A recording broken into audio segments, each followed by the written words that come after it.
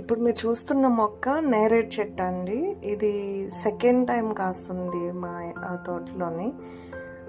ఇది నార్మల్ నేరేడు కాదు, వైట్ నేరేడు అనమాట. అంటే కాయ వైట్ కలర్లోనే ఉంటుంది, కాయ లోపల కూడా వైట్ కలర్లోనే ఉంటుంది.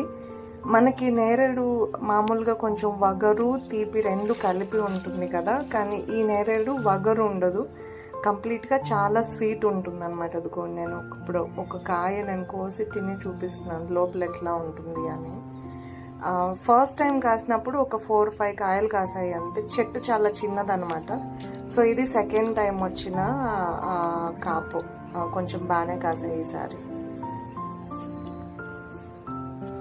పూత మొత్తం వచ్చినట్టు కాయ దిగిందండి. పూత ఎక్కడ వేస్ట్ అవ్వలేదు, పెస్ట్ కూడా ఏం రాలేదు కాయలకి. కాకపోతే ఎక్కువ స్వీట్ ఉండటం వల్లేమో బర్డ్స్